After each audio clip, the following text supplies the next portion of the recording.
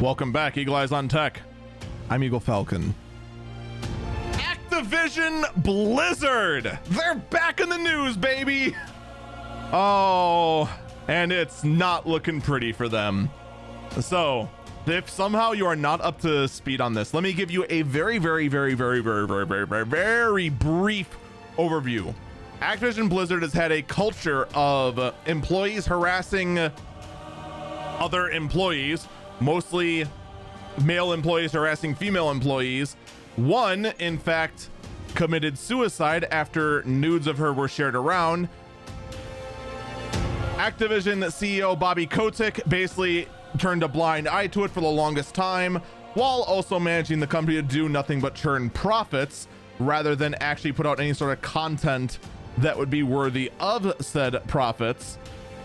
And then while facing retaliation from the employees that are fed up with this because everyone just found out what everyone else was dealing with, started going ahead and getting the word out, blowing whistles.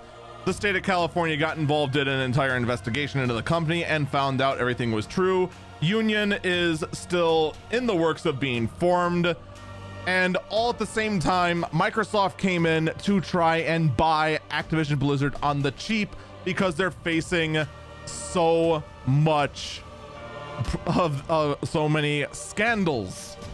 We'll just phrase it like that. And then it just continues even more because, well, it turns out that when you're a company known for employees harassing other employees, you have a hard time keeping talent and attracting new talent. No way! Who could have saw this coming? Who could have thought that no one wants to work for a company where people apparently just grab naked pictures of you and then pass them around while getting drunk and crawling around cubicles? Who would have thought that nobody really wants to work there? Wow. What a crazy concept. And it gets even weirder because apparently there has been there it is. I had the wrong story in order. It turns out there was also a opening on the board of directors. And in fact, Blizzard is in violation of the diversity laws of the state of California by not having at least 3 women on its board of directors.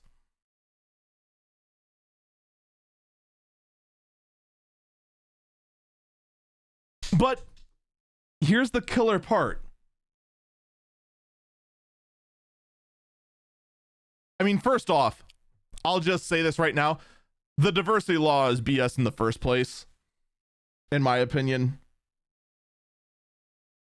Just because if the law was reversed the other way, that you need to have at least 3 men on the board of directors, people would find that offensive and sexist. So it's offensive one way, it's terrible the other way. I'm just saying. That's my thought on it. But that's not why I'm bringing it up.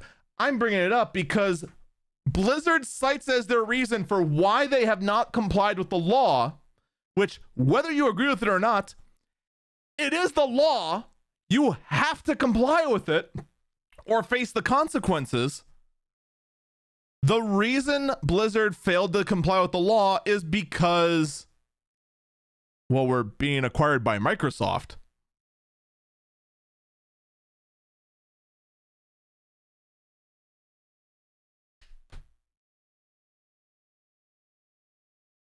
Smooth. Like butter. Yes, we can't comply with the law because we have to be bought by Microsoft.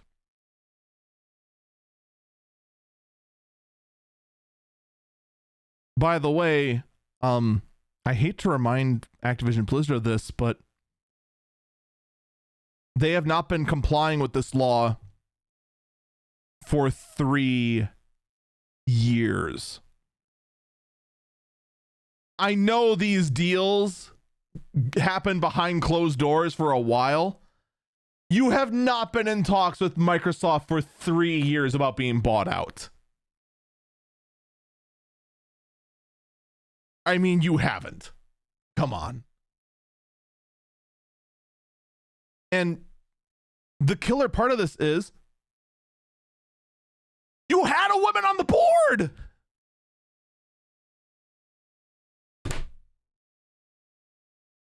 And then you let her go after refusing to pay her the same as the co-lead.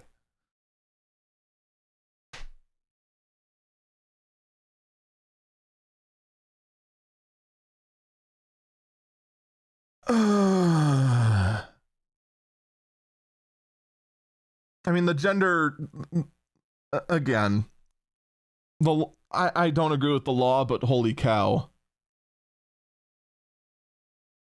I'm not defending what Blizzard did there because that's just awful. Just straight up terrible.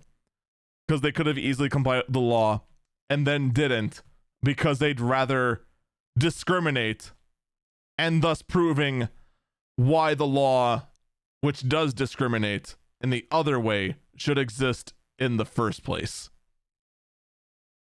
Good job, Blizzard. Good job.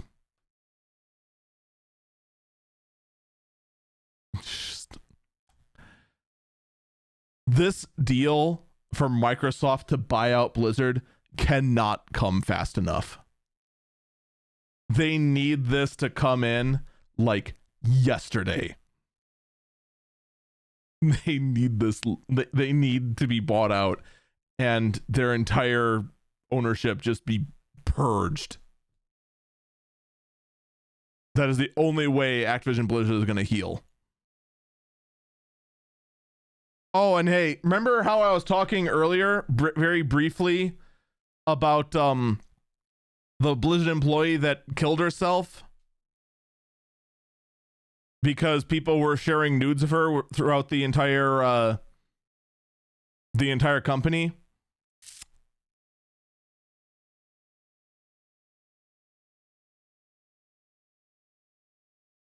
Yeah, the family is finally feels they have enough evidence, thanks to the state of California, to sue.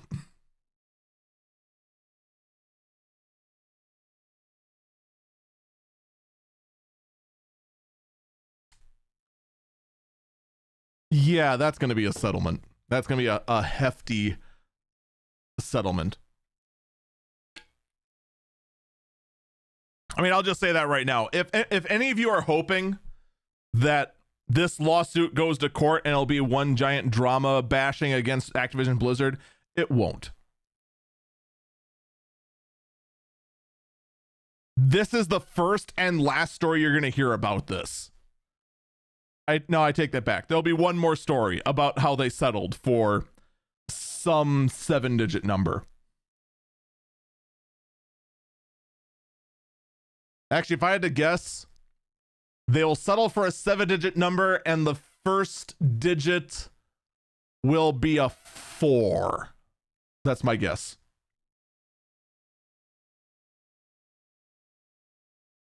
Because they're going to want this gone out of the news cycle ASAGDP.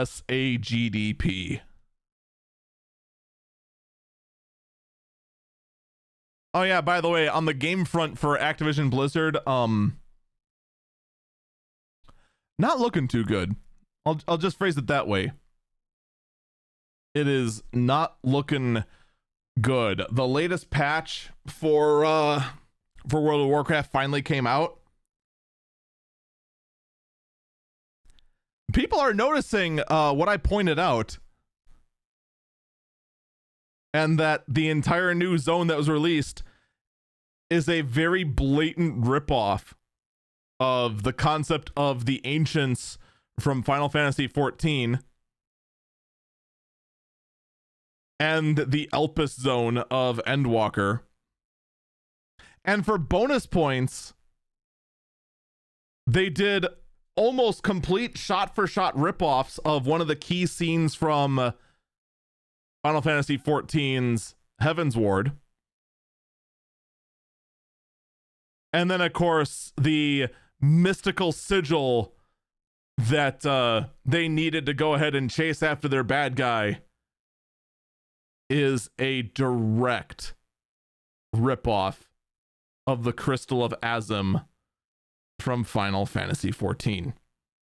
Like, it's the same color, it's the same shape, it is the same symbol on the crystal. It is the exact same. No, I take it back. There's one big difference. The actual crystal from Final Fantasy XIV fits in the palm of your hand. That is the only difference. Even the color's the same. I can't believe Blizzard.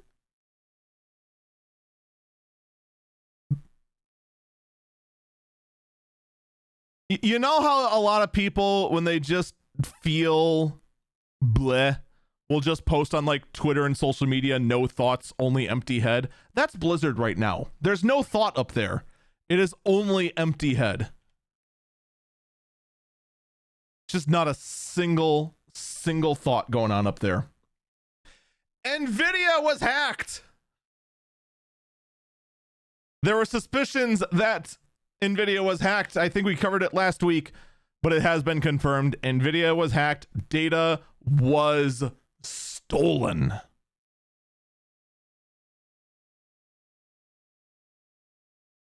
Now, what was released? Well,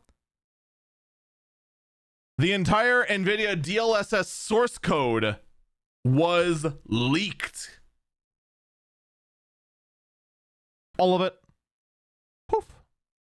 Out there for all to see. In addition, information about a Switch 2 with Ampere GPU also leaked out. Are you kidding me? I can't escape it. The rumors of the Switch Pro. Why? Why do they continue to exist? When will the rumors of the Switch Pro just die? I just want to be free of the Switch Pro.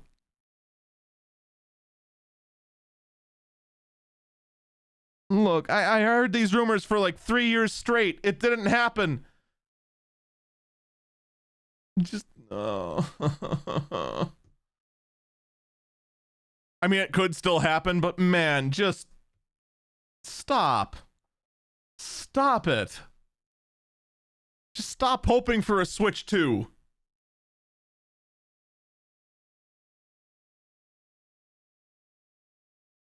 Like, the worst part is it could be real. And it could be, we might even hear an announcement about it, and it could come out as soon as like this holiday season. Out of nowhere, catching us completely off guard. But you know what? None of us will believe it. I'll have a hard time believing it because I have been hearing about these Switch Pro rumors for so long, and they kept saying it's gonna happen, it's gonna happen, it's gonna happen, it's gonna happen, it's gonna be 4K, it's gonna happen. It's like, wait, that doesn't make sense. Why is it gonna? It's gonna happen, it's gonna happen, it's gonna happen, and it didn't happen. Like, it could be real, and I'm just gonna ignore it. Because we're just sick of it. Absolutely sick of hearing about it. But here's the question. Why? Why the hack on Nvidia? Here's a fun guessing game for you. Can you answer it? Why did the hackers hack Nvidia? What was the end goal?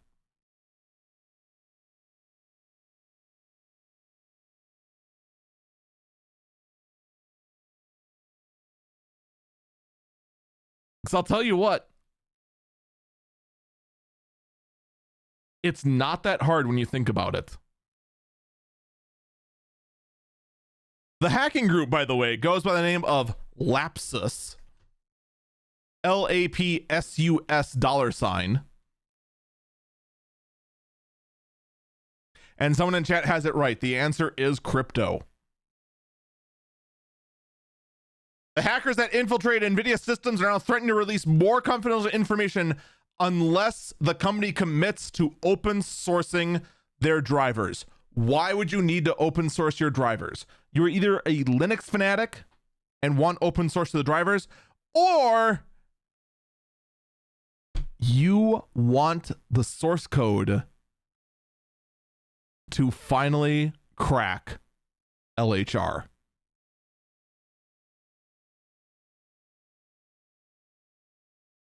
Surprise!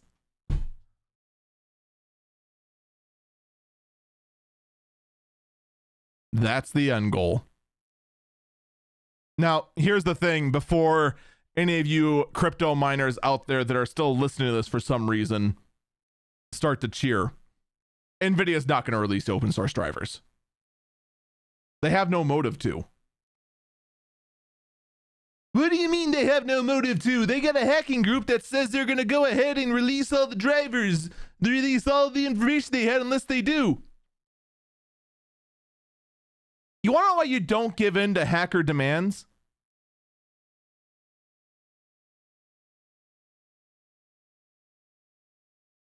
Because then they're going to demand something else. They're going to keep making demands and still hold all your information and threaten to release it until finally you refuse to give the whole company to them because that'd be stupid and they release the data anyway.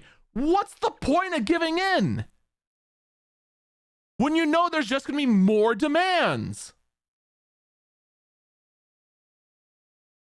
Surprise! Yeah. They're not going to give in. They're just going to do exactly what they should. They're just going to brace for the information to get released anyway. And then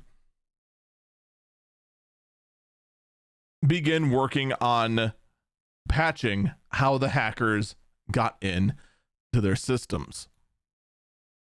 All right, speaking of crypto, let's talk about Gabe Newell. So not too long ago, in fact, it was actually back in 2016, and then lasted until the end of 2017, that Steam accepted Bitcoin as payment. They were one of the early ones saying, oh man, they're embracing the future. Well, why did they stop? If crypto's so good, why did Valve stop? Because does anyone want to guess? We're having a fun guessing game on a podcast where no one can answer back to me in real time except for the handful of people here in chat. It's actually really obvious when you think about it. Why would you want to stop taking any kind of currency? Someone saw the story already. Someone clearly already saw the story already. Because half of the transactions were fraudulent. Why would you stop taking any currency? Because your money's no good.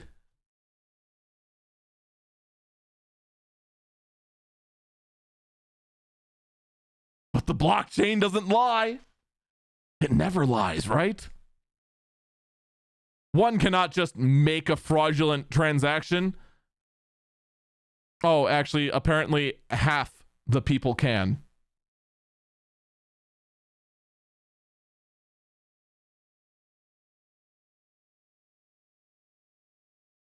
More and more and more, we look at crypto-based technology, and we're finding out, first off, it's nowhere near as foolproof as the true believers wanted us to believe. And that the fraud problem, the scam problem, the criminal activity problem of cryptocurrency just seems to keep getting worse and worse and worse and worse and worse and worse and worse.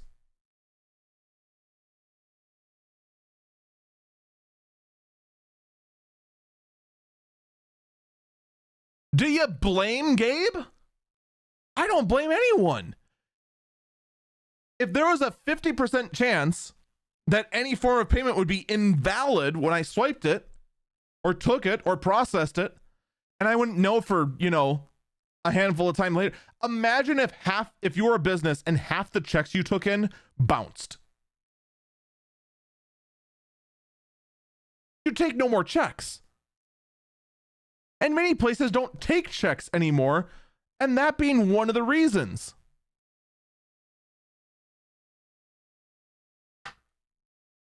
So again, I don't blame them. Not at all. All right, we want some positive news. Something that'll make us a little bit less depressed. How about some Steam Deck news?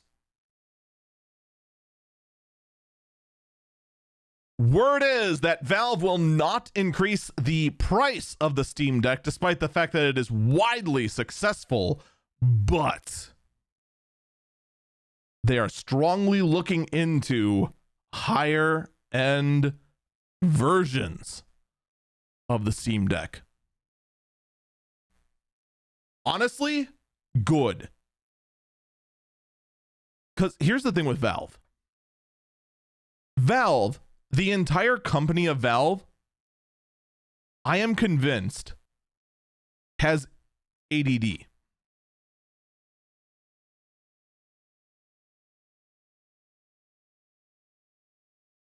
Valve very quickly loses interest in anything that it deems as pointless and will drop it like a hot potato. Remember the Steam controller? Yeah, good times. Remember Steam Link? Yeah, that didn't last long either. Remember big picture mode? Remember Steam OS? Dropped. Never looked at again. Although Steam OS lives on in the Steam Deck as a refined version of it. I mean, heck, they were giving away Steam Link. Yeah, someone in chat, I got a Steam Link for free. I think I paid like $2 for mine. I was one of the early adopters of the Steam controller. It actually is a pretty good controller, except for the touchpad. That one's just... But other than that, it's a really good controller. I love it. I bought one full price, and then I bought a second one for $3 because they were trying to get rid of them.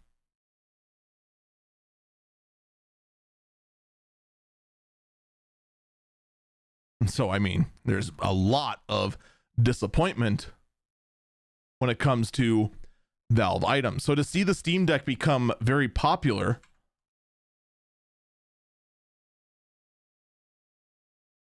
this is good news. We could see a Gen 2. We could see a high-end version of it. Might even see maybe probably won't see a lower. I can't imagine a much lower end version of the Steam Deck than it already is. Because $400 for one is already an insane buy for a gaming capable machine. Like, we have joked in the PC building space for the longest time about something being a console killer, an Xbox killer, a PlayStation killer. But the one thing we always struggle on is the price. No matter how hard I try, I cannot build a PC, especially now, that's as powerful as the PS5 for less than the cost of a PS5.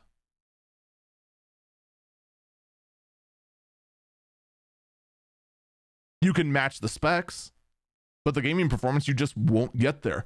That's where the Steam Deck excels. And to see it catch on this much is amazing news.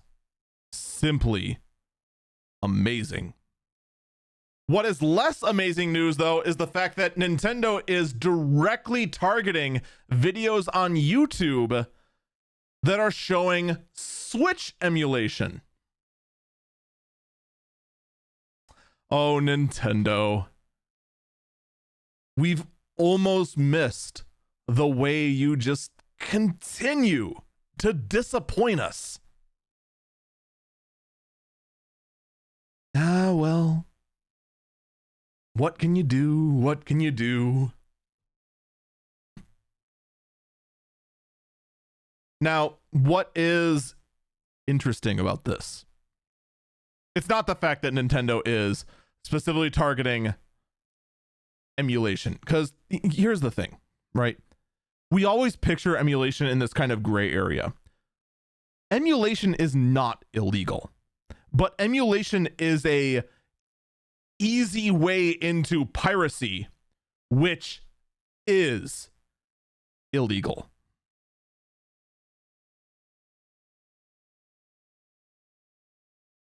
But the thing is that I can go ahead and have a ROM of Breath of the Wild and physically have Breath of the Wild, the cartridge, on my desk, emulate it, because for whatever reason, I want to go ahead and capture it at a better quality than I can on the Switch.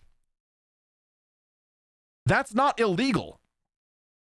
I still have the cartridge. I even have the Switch. I am simply emulating because I want features such as not dropping frames that I can't get on the Switch. That's one use case. But Nintendo sees that as just piracy and tries to take it down, even though they don't have the legal grounds to do it. What is interesting, though, is that normally I actually don't... I'll be perfectly honest. When I do my show prep here for this podcast, I go out of my way not to watch any other tech podcasts. I broke that vow this weekend for one main reason. Linus Tech Tips on his WAN Show podcast was talking about the story we were talking about earlier, artisan computers. And I really wanted to get his take on it, since pretty much every tech outlet talked about it except for his.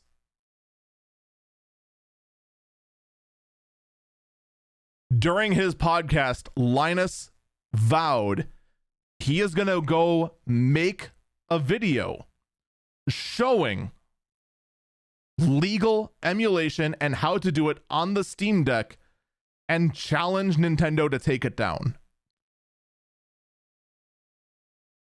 And then fight the takedown afterwards.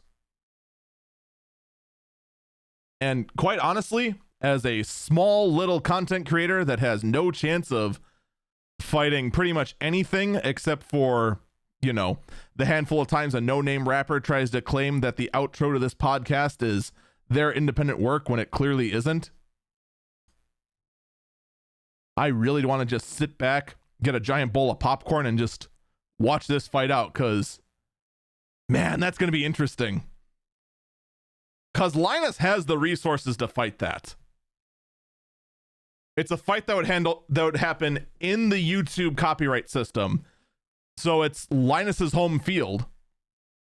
And Nintendo is just notoriously bad at understanding modern law when it comes to content creation.